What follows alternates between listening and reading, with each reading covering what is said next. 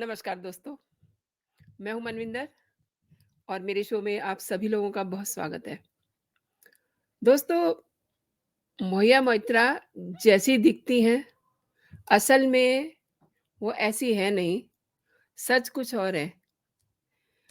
ये मैं आपको क्यों बता रही हूँ क्योंकि कई दिन से उनको लेकर के जो बातें सुनी जा रही थी ना, उसपे जम के उनको कोसा गया, लेकिन वो उनके लिए उतना नहीं है।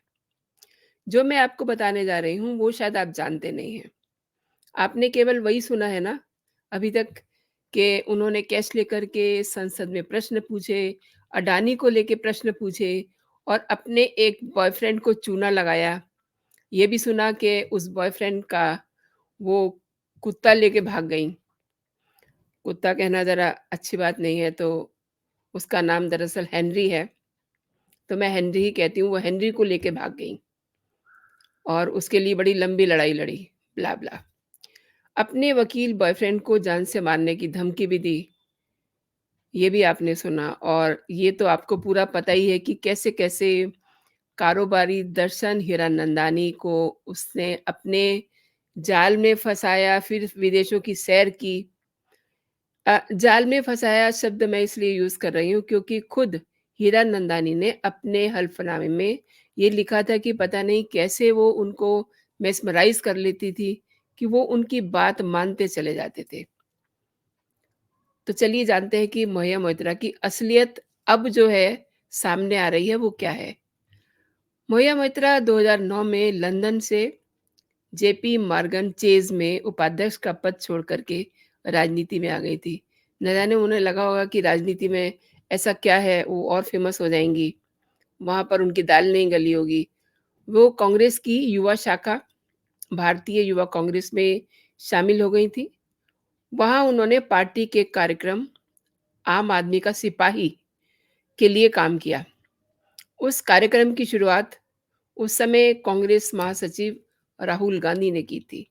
दोस्तों, इसको अंडरलाइन कीजिए क्योंकि ये जानना बहुत ज़रूरी है कि राहुल गांधी से महुआ मोइत्रा की दोस्ती कैसे हुई? कैसे उन्होंने राहुल गांधी के कहने पे अडानी के खिलाफ सवाल पूछे और इसका ज़िक्र भी दर्शन हीरानंदानी ने अपने हल्फ़नामे में किया है।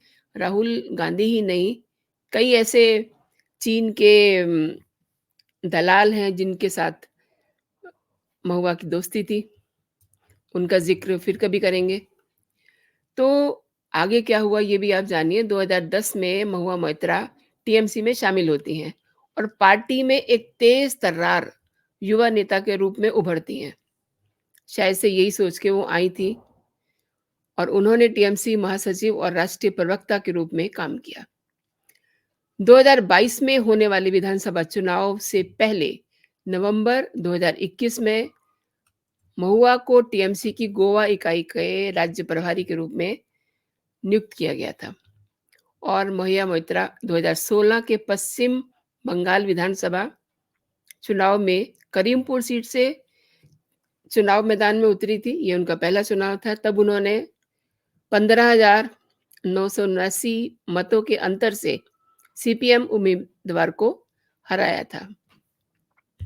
इसके बाद उन्होंने 2019 का लोकसभा चुनाव पश्चिम बंगाल की कृष्णानगर सीट से लड़ा और जीत करके लोकसभा पहुंचती हैं और उन्होंने बीजेपी के उम्मीदवार को 63,218 मतों से हराया था। महुआ मोइत्रा जून 2019 में संसद में अपने भाषण में फांसीवाद का जिक्र करते हुए बीजेपी सरकार पे निशाना साधकर सुर्खियों में आई थी और फिर उन्हें लगा कि ये तो बहुत आसान तरीका है फेमस होने का, कहीं भी कुछ भी बयान दे दीजिए तो आप हाइलाइट हो जाएँगे, मीडिया की सुर्खियाँ बन जाएँगे।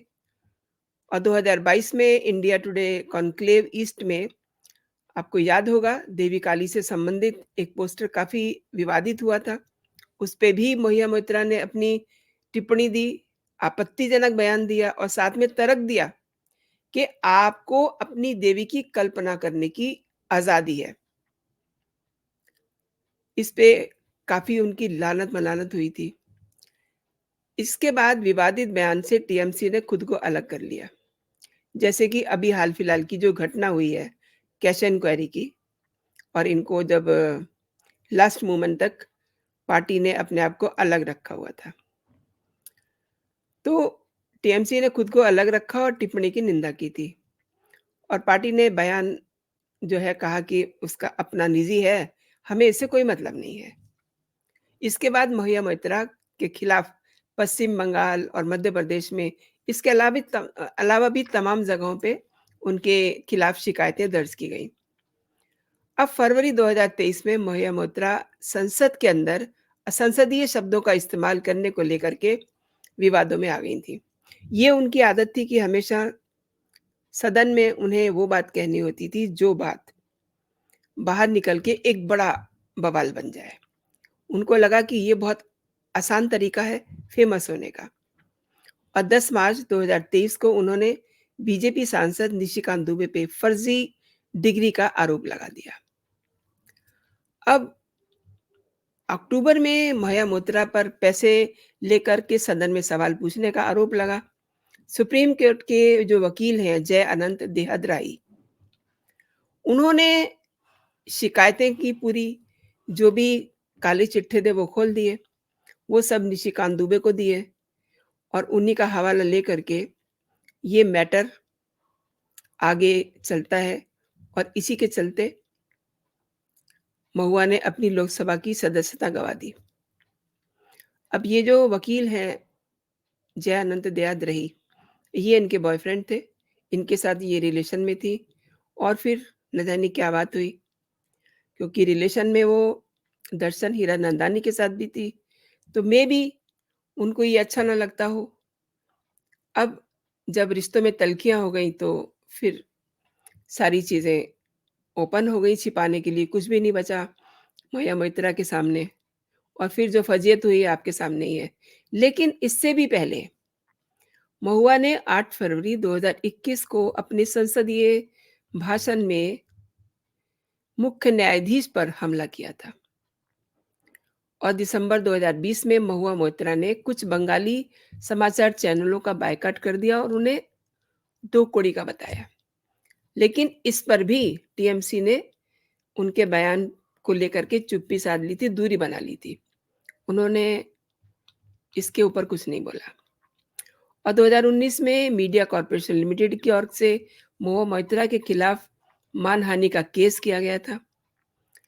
जनवरी 2017 में बाबुल सुप्रियो ने महुआ मोइत्रा, उनके साथ कई और लोग भी थे, इन पर रोज़ वैली चिट फंड घोटाले में शामिल होने का आरोप लगाने के लिए मानहानि का नोटिस भेजा था। अब आप देखिए असलियत क्या है, जो मैं आपको बताना चाह रही हूँ, जो कम लोगों को पता होगी। टीएमसी की सांसद महुआ मोइत्रा की लोकसभा सदस्यता जाने के बाद अब वो इमोशनल कार्ड खेल रही हैं। लेकिन लोग सब समझते हैं इस बात को। वो इमोशनल एंगल दे कर के कुछ लोग भी सोशल मीडिया पे सहानुभूति इकट्ठा कर रहे हैं उनके लिए। तमाम उनके समर्थक ये बताने की कोशिश कर रहे हैं कि महुआ किस तरीके से बड़ी डिसेंट लेडी हैं और बैंक में वाइस प्रेसिडेंट की पोस्ट पे थी। सिर्फ़ और सिर्फ़ समाज के लिए वो सब कुछ छोड़ कर के राजनीति में आ गई। अब अगर उन्हें वहाँ सब कुछ मिल रहा था, वो वाइस प्रेसिडेंट थी, तो फिर वो राजनीति में क्यों आ गई? सबसे बड़ा सवाल तो यहीं से शुरू होता है। अब एक उनके चेले-चपाटे हैं, अपूर्व पत्रकार कहते हैं अपने आप को। उन्होंने ये बताने की कोशिश की है कि कैसे महुआ ने करोड़ों रुपए की नौकरी को समाज सेवा के लिए लात मारी और समाज सेवा में जुट गईं।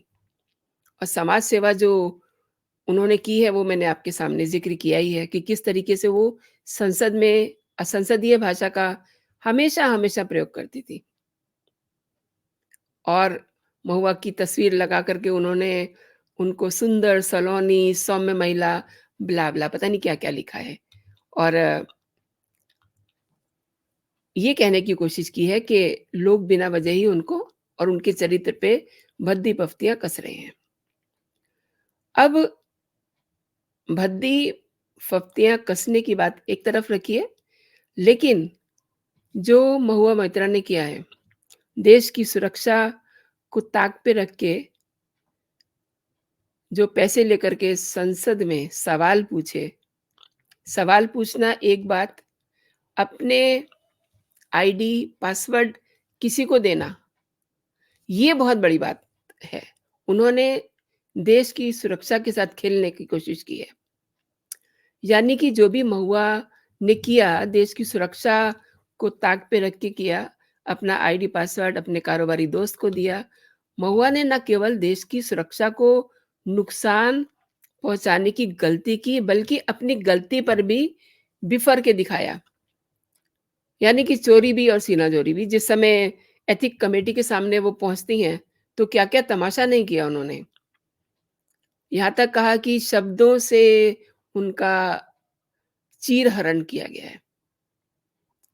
दरअसल जो भी ये कहा जा रहा है ना कि वो बैंकर थी, उन्होंने करोड़ों की नौकरी छोड़ी, इसके पीछे कोई सच्चाई नहीं है।